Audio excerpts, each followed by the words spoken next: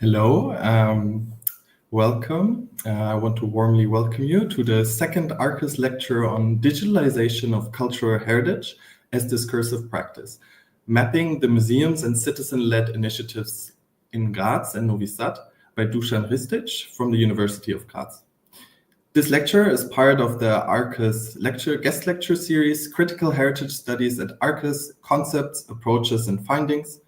Our first lecture is already online, and I recommend to all of you to check it out. The stream recording you can find at the Arqus YouTube profile.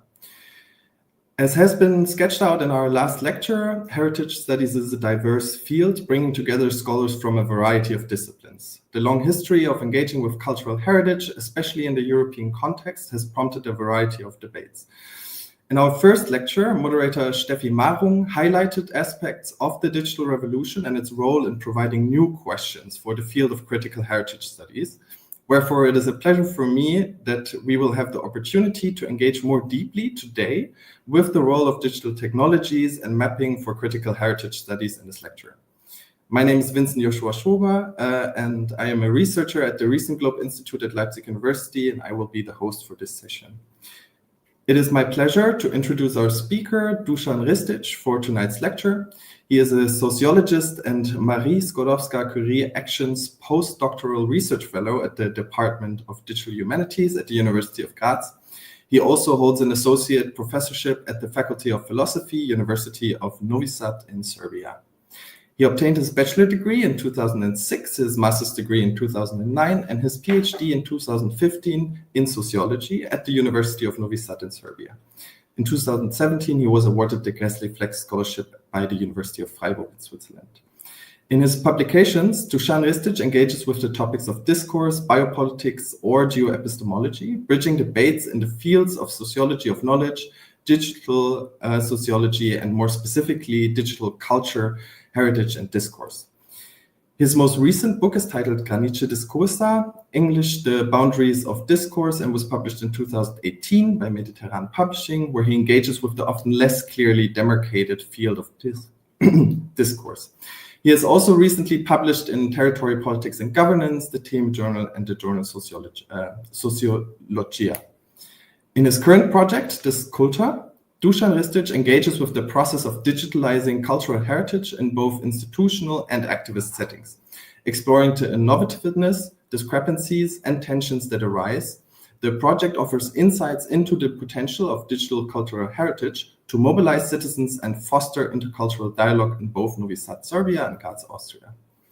Today's lecture will introduce the project DISCULTHER, highlighting specifically the social and cultural experiences of the two aforementioned cities, with one being a member of the European Union and the other one being in the process of Europeanization. Further, the lecture will focus on interdisciplinary aspects of his research that transcends boundaries in the social sciences, bringing the fields of sociology, heritage studies, and digital humanities into conversation. A few technical remarks before we start. For anyone who is watching this stream live, we warmly invite you to post your questions in the chat at any point. We will have some time after the lecture to discuss these questions with our presenter, or we can tend to these questions directly. So I'm very much looking forward to the lecture, and with that, would like to give the word to Dušan. Thank you, Vicent. Hi, everyone. I'm really glad to be here present and to have this opportunity to share the results and some of insights from my Marie Skłodowska-Curie project, which also Vicent already kindly introduced. I would like, of course, to thank Vicent, Marina, and Janine for the invitation and for this opportunity.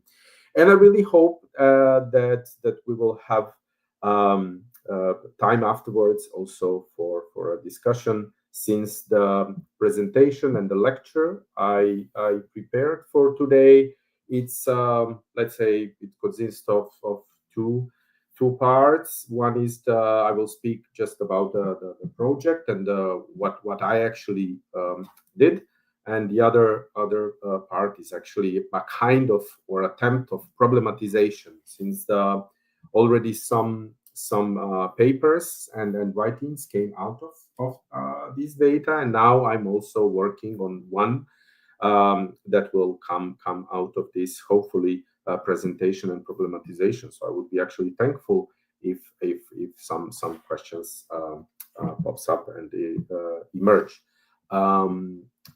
So let me start with the slides. And before I say more about the project itself, I would just like to mention, although Vicent already said a few sentences regarding this, like the not my background, biographical background or academic, but my, let's say, methodological and disciplinary background, which is also important for this research. My background is the studies of sociological studies of knowledge and discourse, and particularly with the approaches, but I will tell more about this when I come to the methodological part of the presentation. So it's about, let's say, Foucauldian approach to discourse and sociology of knowledge approach to discourse.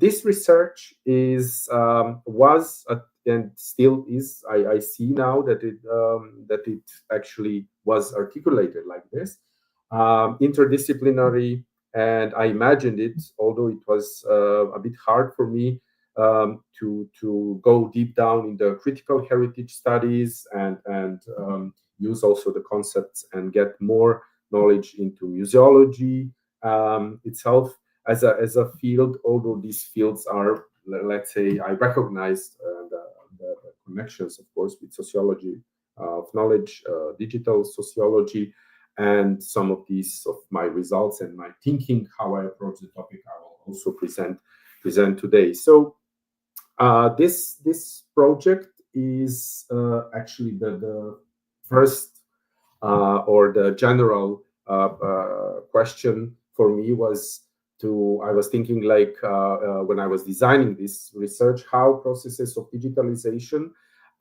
especially in museums, which are not the only, but one of the most important, let's say, cultural institutions that deal with cultural heritage and digitize heritage, how this process manifests itself on a discursive level. In other way, said how people from museums, experts mainly, which are engaged in this kind of projects, but also out of museums, like people who are also engaged with the various aspects of digitalization, but I call it like activist settings or citizens-led initiatives, how they approach digitalization, how they understand this very phenomena, but also how they define heritage and the whole this processes. Since the digital into museum or digital in museum is not, of course, something new. It's already there. It's even now, let's say, I wrote a piece recently about this. It's already normative. It normalizes practices, not just in museums, but this is something that we can also discuss later. So the main objective of my project was to investigate the plurality of discursive practice. Since I was, let's say, new a bit to the topic, or the topic was new to me, I decided to use the methodology which is also adequate for this, and this is mapping. So now, after the whole process, after the mapping, now I can go a bit more, or to dive a bit the detail or more into the particular dimensions of research, which I will also mention a bit later. So mapping and interpretation of these practices of digitalization was something that I was aimed for. And yes, my fieldwork was in Novi Sad and in Serbia and in Graz in Austria. I did 15 interviews in both cities, in museums and cultural organizations, as I mentioned, dealing with heritage. And then I will also mention that there was one additional step in this multi-method approach. I use also some online data. So I gathered like about 30 something more than 30 articles from museums websites, web pages, and blogs, and also analyzed them as a supplementary methodological step and supplementary content.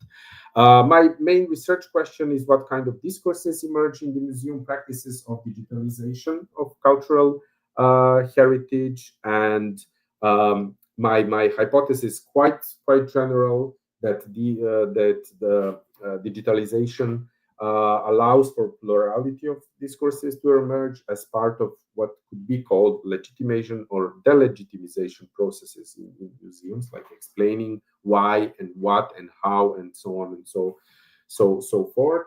And the general hypothesis, of course, is that museum discourses reflect broader social processes, which is, of course, confirmed. So the reason I didn't go with more specific hypothesis is not just I didn't know what to expect, that it was completely unknown for me, the field, but it was also methodological, part of the methodological, since I used like extended grounded theory and called situational analysis. So I didn't actually need any more precise hypothesis. I had an aim also to apply sociology of knowledge approach to discourse, and let's say to combine it with situational analysis in this research, as well as to try, since I use this 2 years period in the Department of Digital Humanities here at the University of Graz, as also as a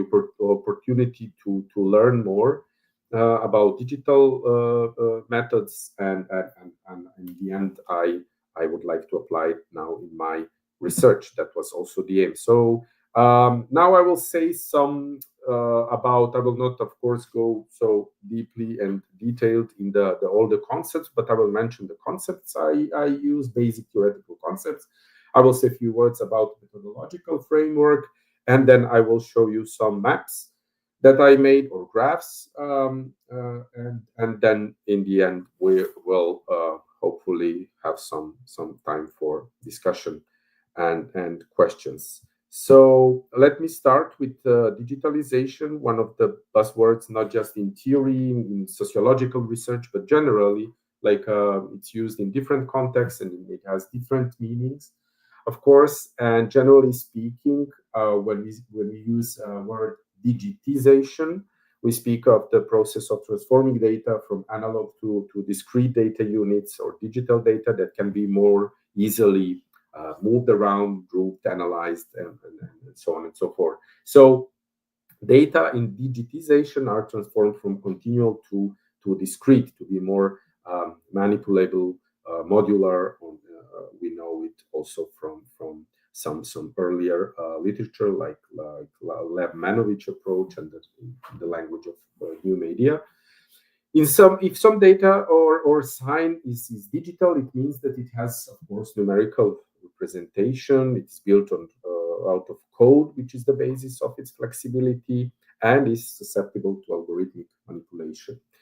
But from the research of digital sociologists, what we already know that the impacts and implication of digitalization are both deep and broad and affect the ways of knowing and understanding of social worlds. This is because we don't speak just about digitization, as I mentioned, as a more like technical process, but we also can speak of digitalization, which is framed, as a social practice beyond the transformation of analog to digital.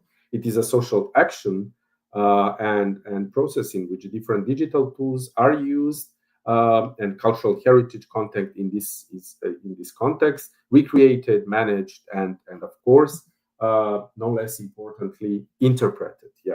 So both digitization and digitalization involve social action. And we can also say that digitalization reconfigures concepts of stability, social structure, meaning. So it has, of course, it's more broader, and it has meaning, of course, beyond the application in the field of cultural heritage.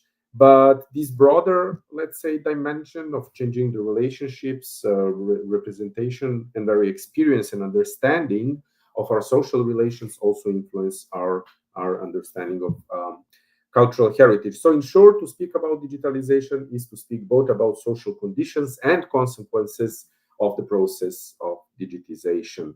And as sociologists, we also know that there is no raw data.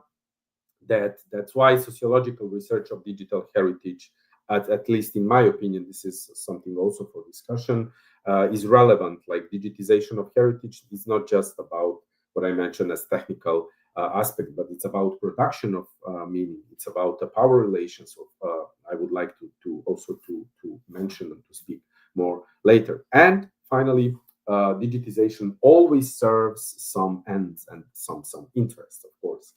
When it comes to heritage, as in the case of many other concepts related to the concept of culture, the contextual placement of heritage, both as a concept and as a field of study, is different in different, of course, scientific disciplines, and it's not easy at all.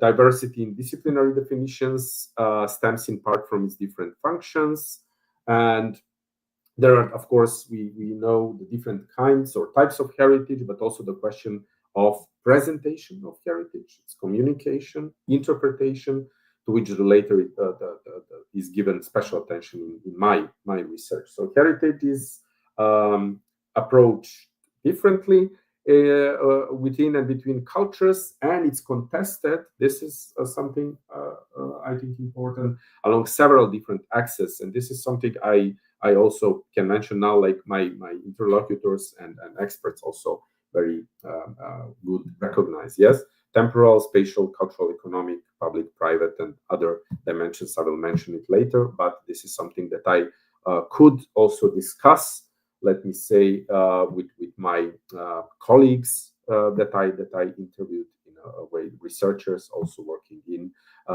museums. So in the era of digital technologies, we know that, and as Vicent said in previous lecture, in this session, it's also it was also a topic like how it changed, how heritage is increasingly mediated by digital technologies, and digitalization and its virtualization opens the possibility also of changing our relation towards heritage, but also the culture in general. This is another reason I think these kind of topics are important, not just for studying of heritage, but also for the studying of culture in general.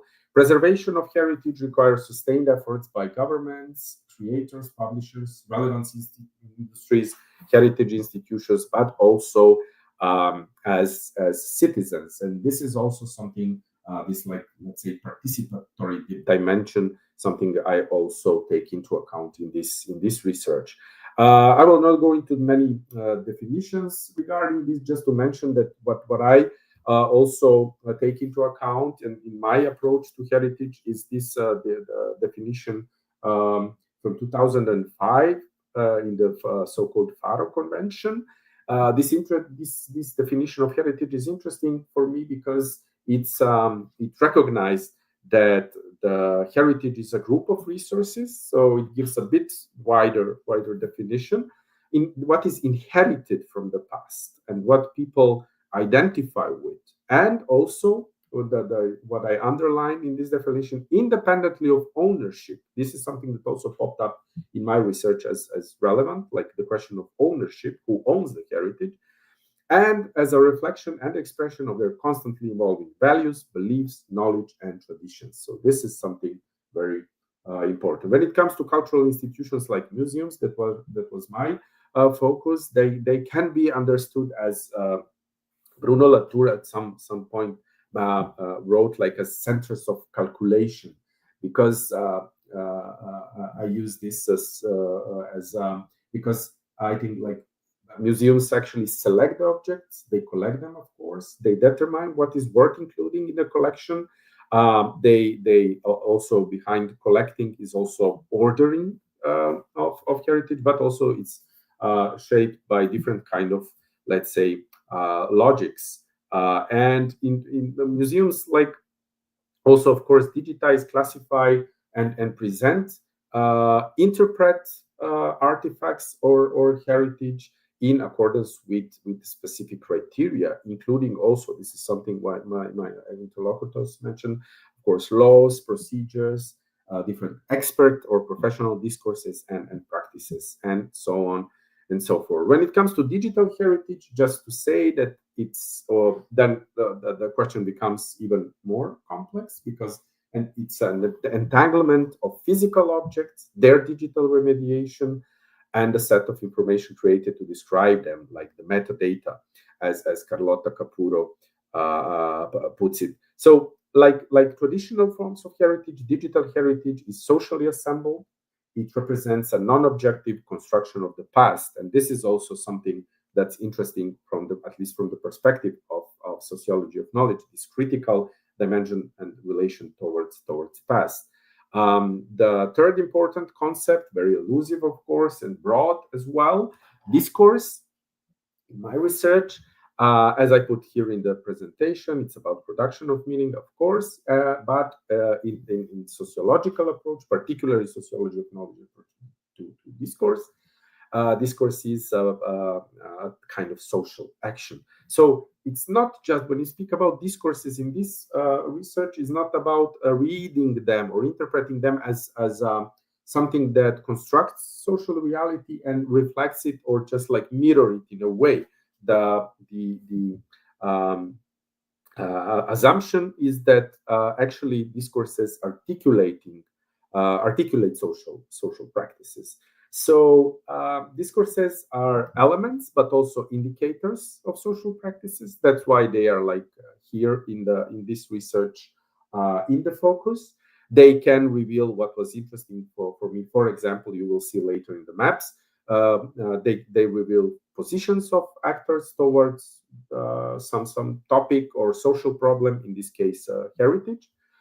And sociology of knowledge approach to discourse is also relevant for this research project, since it's allowed me to identify or define, understand heritage in terms of knowledge and power. So something as actors, not actors, sorry, interviewees, my interlocutors also recognize, at least in part.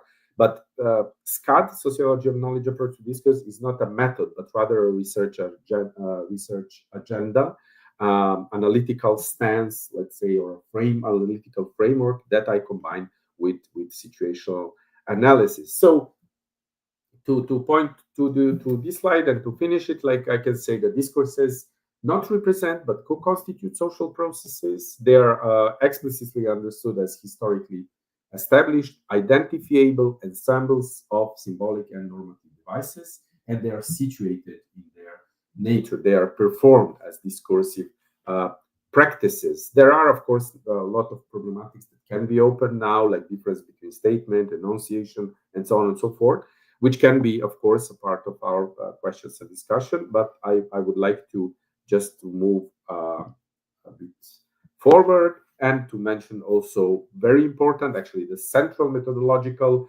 framework, sometimes called theory methodology package, like situation analysis, which allows us, as I put it here, to draw together studies of discourse and agency, action and structure, image, text and context, history and the present moment, to analyze complex situation or inquiry broadly conceived. So this is important. Conditions of the situation are in the situation. There is no such thing as context. There is no like, this is the context, and then there we have some discourses that reflect. So like text and context, it's about defining situation. For me, my definition of situation was this that I already mentioned like a few dozens times, like digitalization of cultural heritage. That was the situation, and my focus was particularly on or in museums. And now let's see. some maps.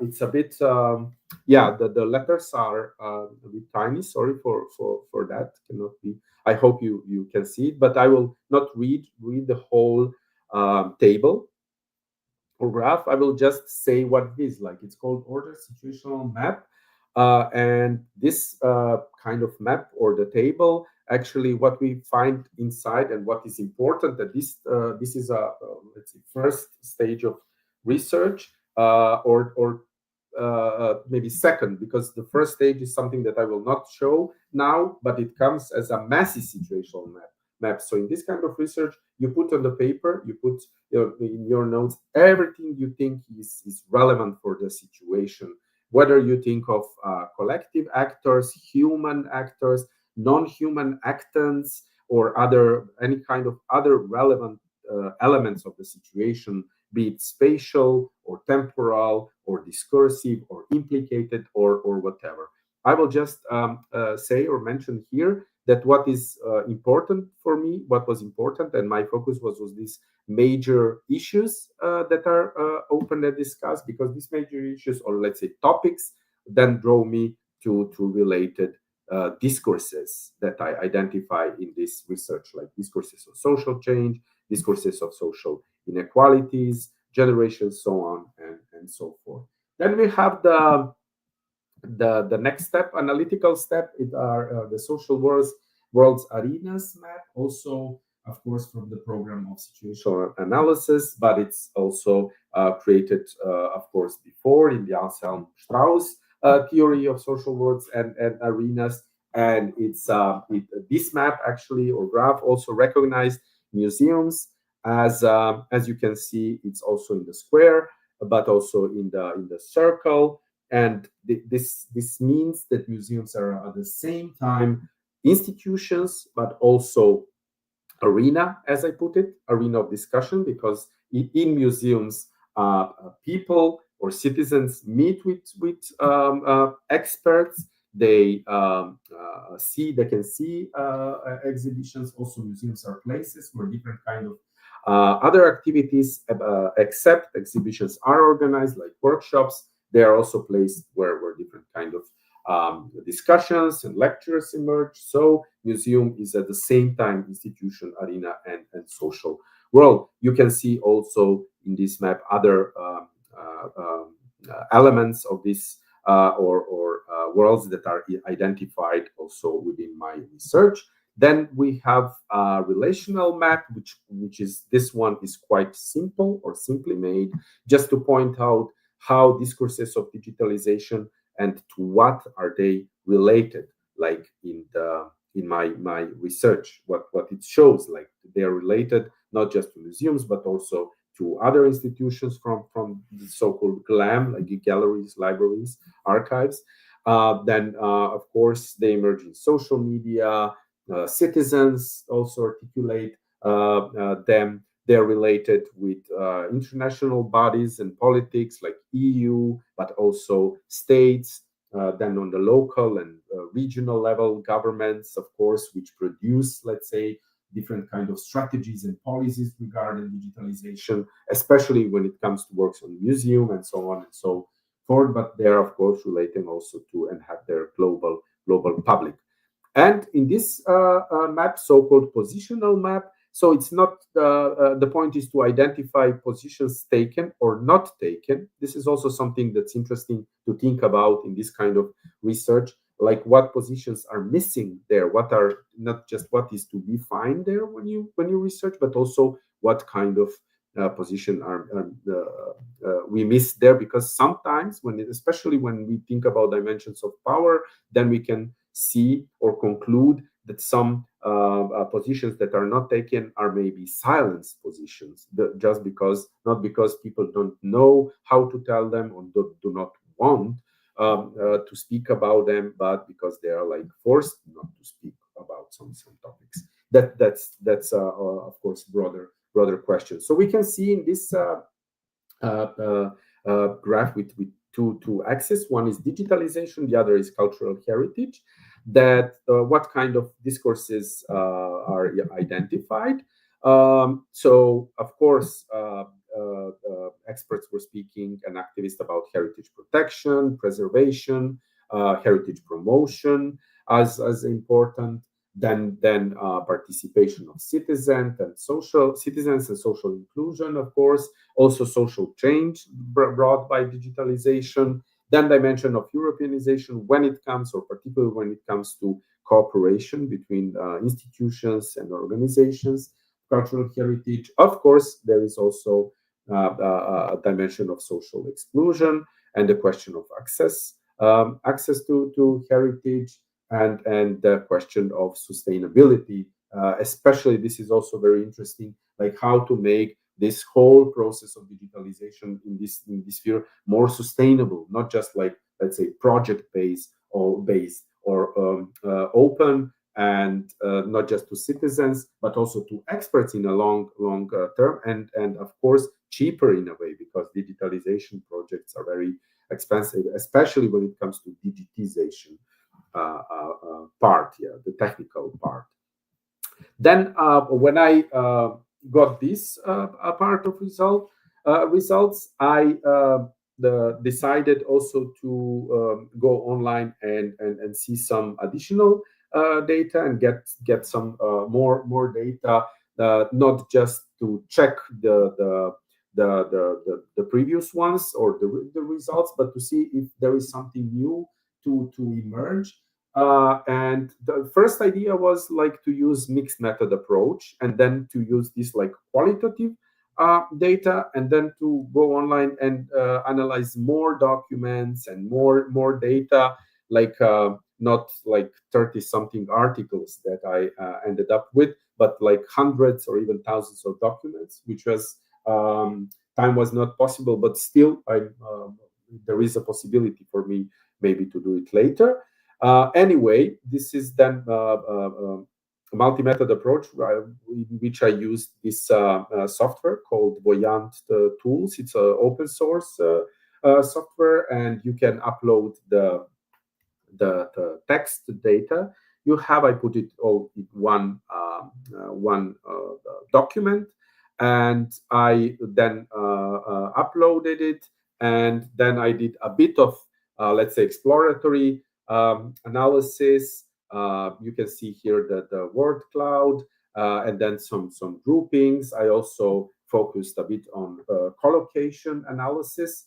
This tool I used also to see in which context digital, also in which kind of sentences, in which kind of enunciations digital as a term appear, and I wanted to see recurring themes, or what else will eventually pop up. And of course something new popped up, like even in the word cloud that I like defined. I just limited it to first 75 terms, counting their frequency.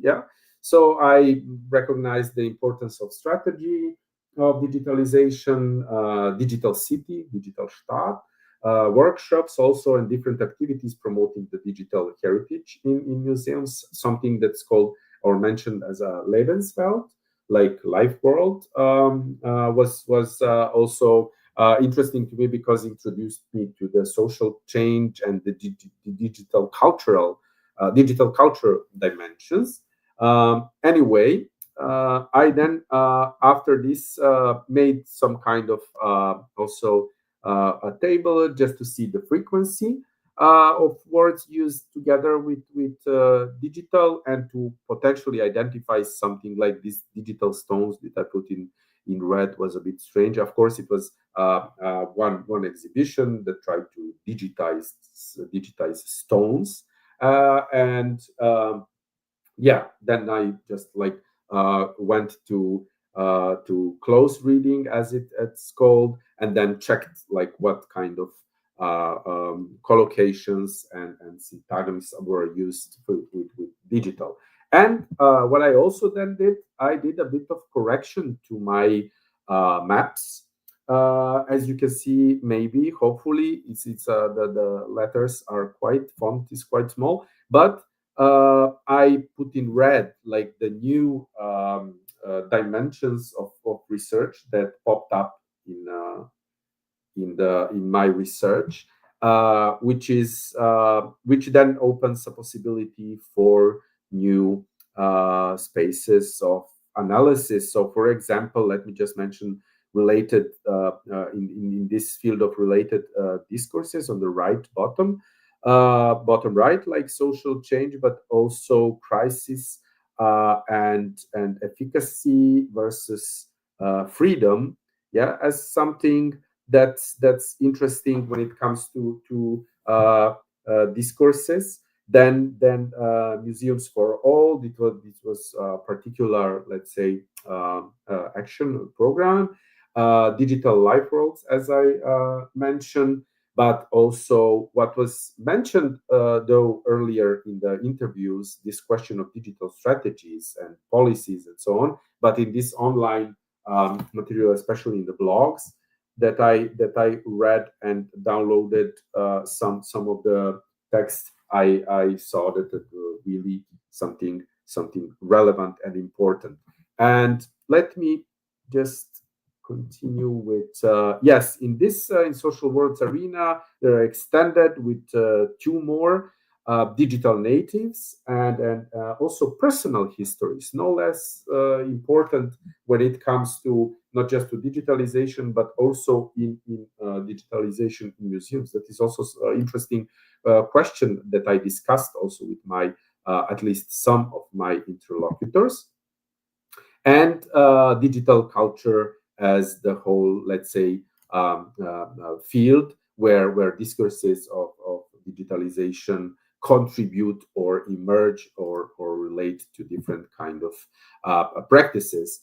In positional map, we can see then the transformation of experience as something new that popped up, then spatial changes, also interesting dimension, especially in the exhibitions that were explained, exhibitions done in museums, of course. Future, discourses on future, what this kind of digitalization, of course, brings as new challenges, of course, for archival practice, which can be related with the sustainability, let's say, discourses, but also can be separately treated or discussed. And in conclusion, I think I'm fine with yes, with time, but still something to be said in conclusion, and maybe to open questions or to try to problematize a bit what I got here. So one important dimension that emerged in the situation that I researched reflects, of course, the broader social discourses connected with digitalization, and this dimension is a dimension of social inequalities. So the access, for example, is questioned. Digital literacy, digital skills of both like people who access, like citizens who access museums pages, but also the question of digital literacy and preparedness for the digital transformation in museums themselves, as from the expert side, let's say. Then, of course, not of course, this a bit not surprised me, but I'm glad that it popped up. I expected it in a way. The questions of generations, as I put it, not in terms only of access and not just in terms only of digital literacy, but in terms really in terms of question what can we call like inclusion and exclusion of different categories of people, not just like older people in ageism and in this sense, but different kind of people regarding the, of course, educational, generational, and other aspects, and of course, very important gender dimension and the question of gender inequalities, as one of my interlocutors, expert in this field, said the question of women's heritage and the problem of not just identification of this kind of heritage, but let's say what kind of how this and why sometimes it's like excluded from the what is called canon or what is digitized as representing mainly the male culture, and so on and so forth. So one also very general conclusion is that digitalization of cultural heritage, this is like, let's say, truism or something almost obvious, but I needed, of course, to prove it. Represents a strong link between museums and society.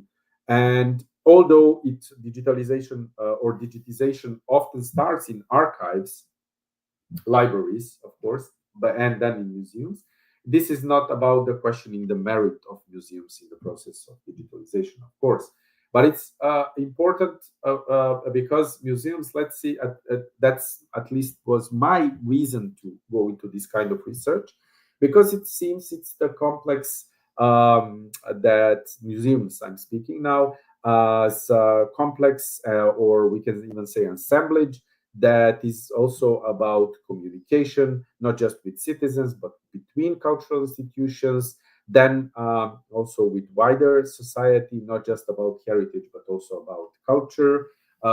Then we know the a bit older concept of museums as contact zones, which was used by James Clifford in the end of 90s in his article Museums and Contact Zones, but in different contexts. But still, it's not just about contact between different cultures, but also between let's say the same culture, but different stratums of the same culture.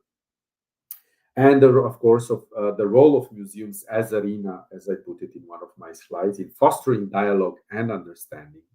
Then when it comes to methodology, there are a lot of open questions for me. Is it possible to mix or at least use multi-method approach that I use? I will still have some discussion about it in my writing. I will try to come to or to make these situational maps as a joint displays, to recognize them as a joint displays, as a mixed method approach. And when it comes to critical dimension of discursive research, we know that was in the beginning of 2000s, and one of the famous text or the article of Stuart Hall, among others, of course, who asked whose heritage, and considered relevance of discursive approach to heritage, viewing it as a social construction, interaction, and result as of particular selection and presentation of historical and cultural elements. And we also know from cultural memory studies that is always selective, and heritage as articulation of the memory is also selective in this sense. And the discursive approach to digitalization raises the question of power and inequalities immanent to the process of remembering and becoming of cultural heritage as objects that are documented, that are taken first as artifacts, that are chosen among others to be recognized, relevant, digitized, and so on. So it's not the questioning, of course, the expertise, it's questioning the power dimension of this process. And it's also important to mention and recognize that museums are relevant institutions, not for doing digitization technically, but also relevant, and obviously, as some research shows in the last 20 years, let's say, very reliable. Recent or relatively recent research on trust in museums, I can just mention, I came across at least two. One that from the US, and museums as fact-based, and one from Germany, published in 2024. So it's very recently, called Das verborgene Kapital, Vertrauen in Museen in Deutschland, by Institut für Museumsforschung, Staatliche Museen zu Berlin. Published, as I said, in 2024. What's interesting in this kind of research, they show that actually museums are that people still believe that museums are in these scales of trust in a very high position, because they are as interpreted in this research, let's say, fact based, but this is also something like to be discussed maybe or open as a question. And I would like to finish now with two dimensions of critical approach. Why I think it's important to do this kind of research, and why I see the at least two important dimensions of critical research. So it's not the question how we do critical research and the importance of to be critical just for the sake of critics. But I think this kind of approach that takes into account discourses can contribute in discussions of digitalization to understand the complexity of cultural heritage, just to, in addition to, of course, the complexity of culture, and the ways of its documentation, its preservation, and dissemination. So we can say towards trust, toward more truth, or just toward recognition of the complexity of our relations to the past and to history. Critique is also about the recognition of the importance of different social actors in the process. So also not just social actors recognizing institutions like museums, like libraries or archives, or even states, ministries, or international bodies like UNESCO or others, but also recognizing different actants or objects or non-human dimensions and elements in the process. As I said in some during one of the slides, like especially those silenced or silent ones, then this kind of methodology, situational analysis, I believe, can help us in this, and of course in this critique of digitalization and recognition of the power relations and dimension in it. And with this, I would like to close to say thank you for your attention, and if there are any questions, I would be very happy to answer. Thank you.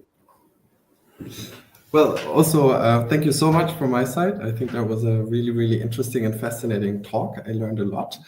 As far as I can see, I don't have any questions in the chat yet, but want to reiterate, feel free to join into our discussion. So I will take the opportunity to maybe begin poking a bit at what you've just presented. And maybe take us back a little bit to the beginning of your presentation when you mentioned that digitalization is also a project that has ends, right? That's always pursuing something. And I would be very interested in what do you, from your research, perceive the ends for the museums, why they pursue this strategy. So what did they say were the important drivers for this process, and how did they adapt to this? Thank you so much. Yeah, well, this is something that is, at least when it comes to experts, and in my research, what I remember that we discussed, this was the questions of identity, of course, then the question of history and remembrance and cultural memory and national and cultural identity. This is something that's maybe like, let's say, the first priority, or among the top priorities when it comes to digitalization of cultural heritage, especially in museums. Of course, it depends. When we I used here, and this is a bit like very, not a bit, but very constrained term. I spoke about museums, but it's just like generative term. We can speak on about museums of art history, or museums are natural history museums,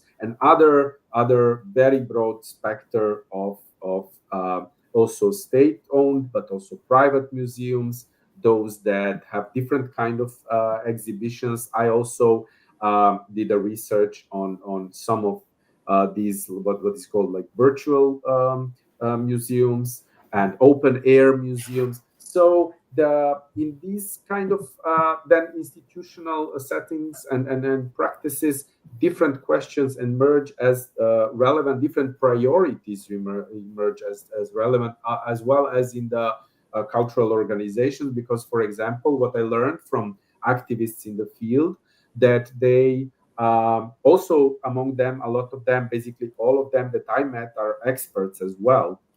And they recognize, for example, what needs to be protected, and then they usually collaborate with institutions, give a recommendations, write a project, and so on and so forth. And of course, not always and only having this interest and priority like national and cultural identity, but preserving a part of history which is relevant, for example, in context of art history, or in natural history of the country, of Europe, or in more local or in broader context. Because what is also recognized by my interlocutors, and it's very important, I could say, this is something I put in the slide, in the last slide, is local and global, versus local versus global, not just that they're like opposites, but the digitalization in a way blurs a bit this continuum, let's say, of local and global. And then it's interesting question, why something that is, let's say, very local becomes relevant in the global settings, aside from like let's say common places that we know from not just from popular culture, but also from history lessons and so on and so forth. So this is something new that I think digitalization brought, and this kind of plurality of discourses, which in a way blurs the past, but in another context open the possibility to, and let's say, democratize past in a way. And I also see it as a critical point and dimension. Yeah. Okay. Yeah. Thank you so much. And I think you already alluded to this now, and I wanted to know a little bit more about, I mean, like, you research two specific, I'm now very afraid to say contexts, now that you stated there is no context, so two situations, and to kind of understand a little bit better, how did these situations shape the research outcomes? I saw in your visualizations, and maybe we can talk about them a little bit more later, but that you made these visualizations for both, right? Or for like the whole results that you got from your project, and how were these two maybe like different, or how did they shape your outcomes? And especially also maybe thinking about the silences, what do you think maybe positions were that were not mentioned in these contexts? So you think, if I understood correctly, the differences between the first set of graphs and the second, or the question of silence, or this kind of two dimensions actually that I mentioned and then presented in graphs, like interviews and data from interviews, and then interviews from online data? Well, for me, like, this would also be great. And for me, it was also for Graz and Novi Sad. So like these two situations. Yeah. So That's thank you very much. This is very important question. Of course, methodologically also, this decision to take the two cities, which are quite different. Of course, they have some similarities but are very different when it comes to museum practices as well. The whole idea was to have these, let's say, smaller cities, of course, for me, available to research. Smaller cities, not to go in and compare like Berlin and London and so on and so forth. These are research that are already there, and I relied on some of these already existing research in big museums and very famous museums and so on and so forth, and globally recognized museums. I wanted to see actually how this the whole situation of digitalization reflects in the practices of these particular cities, and also to see to have them at least two, to be able to compare them. But in the end, I didn't finish up with comparing these two dimensions. I can only these two cities. I can only say that actually what I found more in Novi Sad was like more these organizations, that are dealing with heritage out of institutional context. So either promoting heritage, either promoting because they believe it's like they want to protect some heritage, so they start like organization, NGO, just because they are like experts that recognize something is getting more and more ruined, whether it's like tangible heritage or some other kind of heritage, and then they do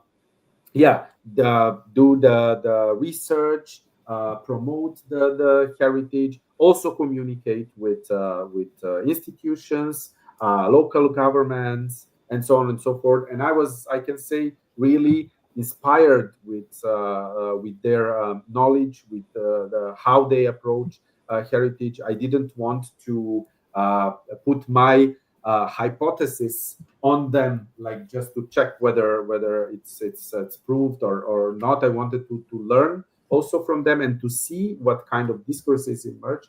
Them, although the most of the discourses are to be found also in different kind of research in museums and digitalization, of course. But it's when we put this difference aside from the cities and the museums and look at it as the whole, the part of the situation, broader situation, then this kind of let's say, I believe, different kind of spectrum, not just of discourses, but also elements of the situation appears. Because if we just strictly stand with discourses, or methodologically just get them out of the situation, I'm afraid that then we lose from the side richness of the different actors, documents mentioned, histories. This is not something that I can mention here, of course, but I hope I will, since I'm now working on one article particularly dealing with methodological dimension, and I'm working on a book with the working title Cosmopolitics of Heritage, in which I would like also to discuss some of the results here, but also to let's say, defend these varieties of discourses, because methodologically they help us to go in different directions and analyze as researchers what we actually want to test and know more, and so on and so forth. Yeah.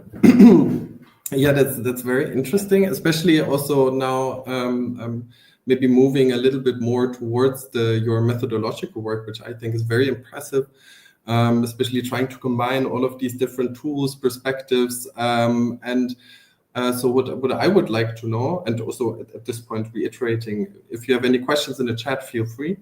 But I'm also happy to get all my questions asked. The process of visualizing your, I'm not even sure if you want to say findings or not, but like the whole concept, like maybe you can take us a little bit deeper into the process of how these visualizations came to be and what purpose they serve for you. So do they, so what I encounter a lot in my research is that I'm always torn between, do I use these now as like displays of my findings, or are these actually my own research tools where I start to figure out how these things work? And how was this process for you? And how did these visualizations come into existence, so to speak?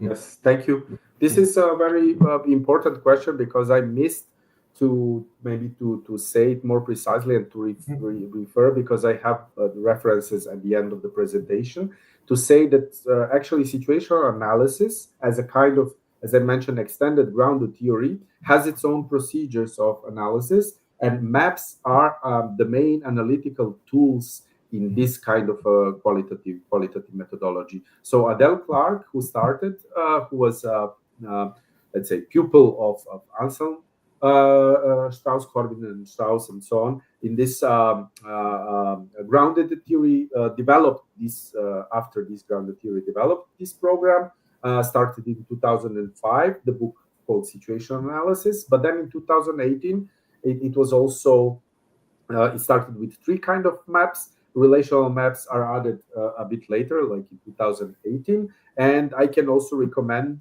there is on the SAGE resource, methodological resource web pages, SAGE publications, they have a lot about situational analysis, even these templates that can be used in research. So idea with this kind of graphs is, of course, these are basic graphs that I showed, like, and they are templates in a way. They are made, and they can be used in really different kind of topics and topic-wise different kind of research, but qualitative research that aims to recognize the problems, the situation, what is involved in a situation, and we as researchers then define our situation or situation that we're interested to research, and then you put it.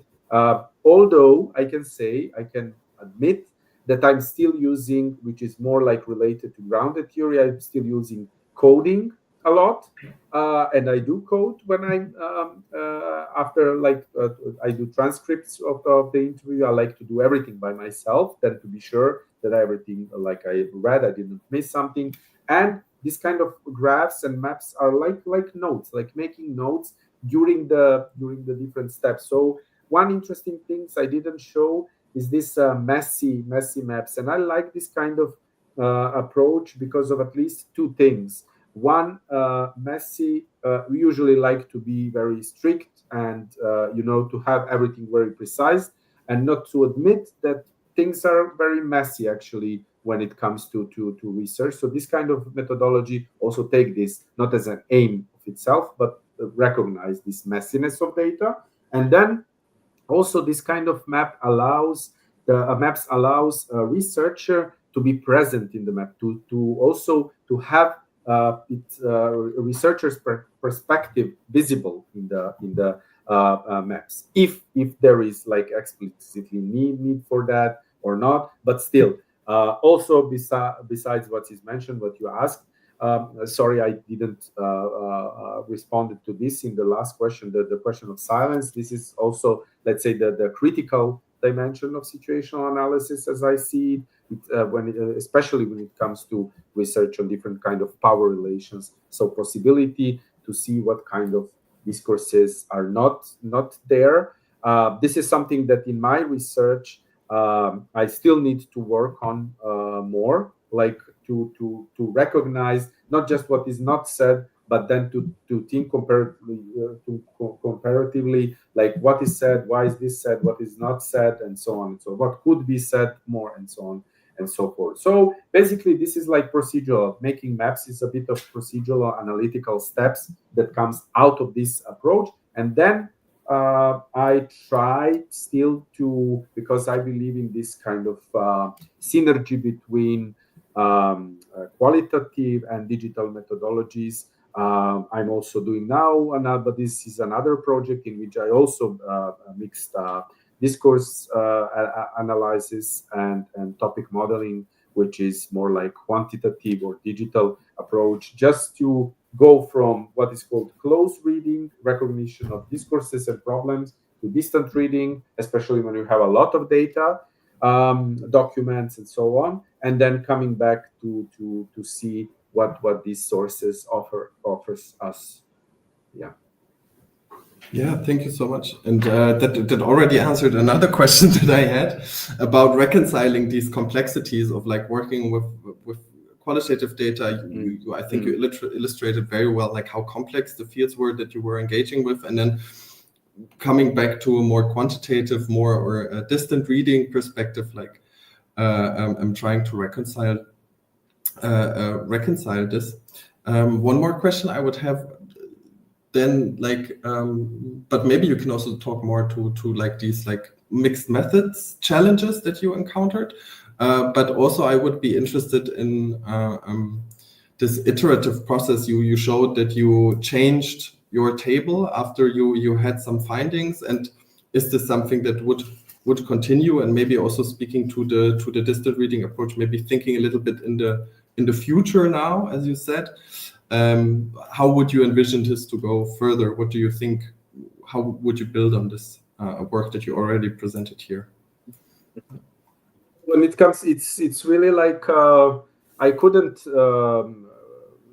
foresee it of course in advance. We don't know what will sometimes pop up or how the things will go in research. But what I wanted actually, the whole idea of the project was in this, and this was maybe explorative and also experimental part of the project, to do a mixed method. But then I realized it will in the end not be a mixed method, since I will not use different methods also for taking the for sampling, yeah. And for sampling, I used only situational analysis, and then I used also for the interview part and online data. And one of the principle, of course, of this so-called theoretical sampling is the saturation, like the point when you recognize. So 15 interviews, I didn't count in advance. I thought like I will have just few interviews, because experts will tell me basically all they know how it happens. I will go just in Novi Sad and Graz and see. But then I saw like this dimension and this dimension comes up, and this recommendation to go to hear people from different museums. So the aim was not to have a representative sample, of course, but to hear as more as possible from different perspectives, different experts in different museums and organizations. And then I thought like I will have also more online data, but then I also, with this principle of saturation, I could have like, instead of 34 articles, I could have like 134 articles. I read actually much more than I compiled as a part of the sample, but then I realized there a lot of iteration is there. And my aim is not just to see how many different exhibitions about digital is there, but just to see if the digital is mentioned or it appears in different kind of settings there, or situation. So it's then now from this perspective, I will see, hopefully for the book I will have more documents, more online data. I would like to have more to analyze also strategies as documents, so to include also some policy documents and other sources. And then I would really like do a mixed method approach. That would be, at least for me, interesting to see. I already have 2 articles that came out of this research. One pointing out that analytically speaking, theory of assemblage can be applied to this kind of assemblage theory, not just as a theory but also as a method, as it is a approach of Ian Buchanan from his book Assemblage Theory and Method. And the other, which relates and put in the focus like this kind of maps that I presented, but then also take into account and focus specifically on the normative dimensions to see in which sense, in which dimension, norms and normative that stems out of digital are already presented in the practices of digitalization, like what norms experts rely and when it comes to digitization, like regarding from the law to the expert rules and technical rules of digitization, but also much more interesting for me as a sociologist when it comes to practices, what is there as normative dimension of digitalization, like how not just experts but people in museums, everyone that comes to museum from various sides, how to say, not reconnect but recognize what is there when it comes to digital, how it serves us, how it changes our perception and perspectives on heritage, on museums object, what we see, what we touch, and what we understand, and so on and so forth. So it's a lot of different topics that pops up. And thank you for bringing all this dimension, and for me possibility also to discuss it, to say more, but also to think with you about further steps needed. Yeah. Well, I would be very excited to see what comes out of this in the future as well. And then maybe I don't see any more questions in the chat. Maybe one last question from my side then would be what I found interesting in your presentation, in your lecture, is that this kind of like double of like using digital methods to study digital things. And maybe you could elaborate a little bit on that. What do you feel like are the potentials of these methods? What can they show? What other methods maybe cannot show? And maybe, but also what are things that make it more difficult? Compiling this information, standardizing, all of these kind of things. Yeah. Well, yeah, I mean, digital methods, at least for me as a researcher, coming not just from sociology, but also interested in this kind of topics and analyzing discourses.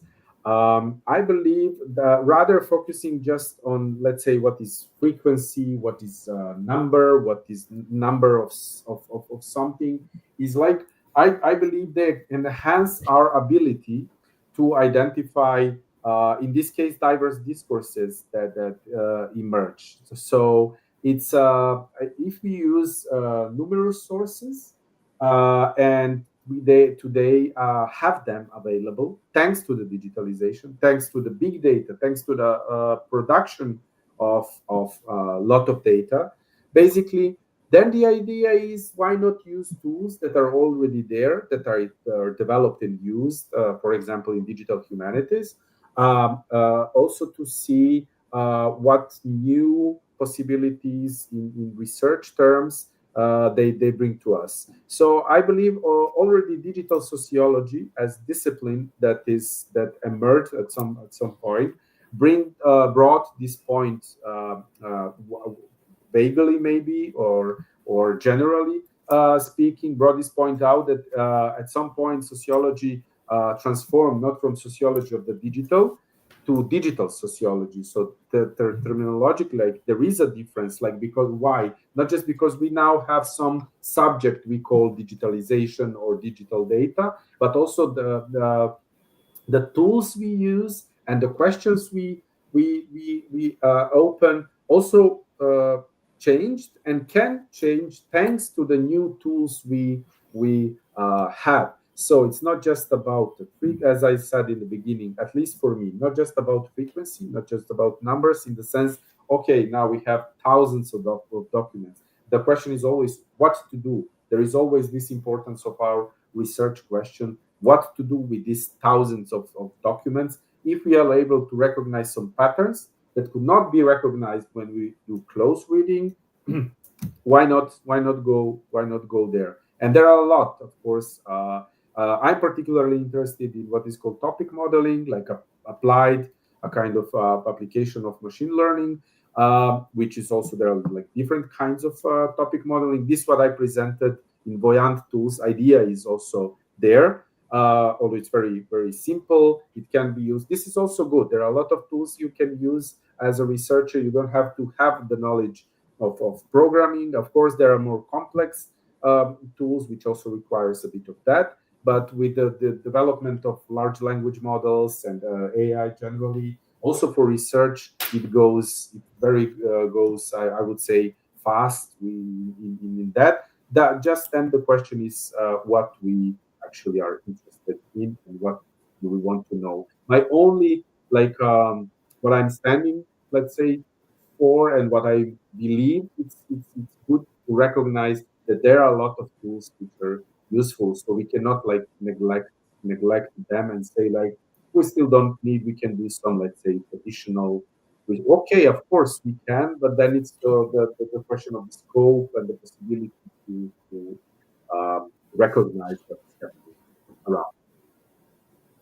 Yeah, I think those are beautiful closing remarks on what tools we can use and how we can progress in researching these kind of topics. So I want to thank you again so much for this interesting lecture and also the discussion. I think you made it very clear on what the potentials are. I just want to highlight the upcoming lecture on 11th of December on the landscape and heritage, the siege of the Alhambra for speculation and tourism by Juan Manuel Barrios from the University of Granada. So if you're interested in that, tune in again at the 11th of December. Thank you so much, Dušan. Thank you very much. Yeah. It was a pleasure. Yeah.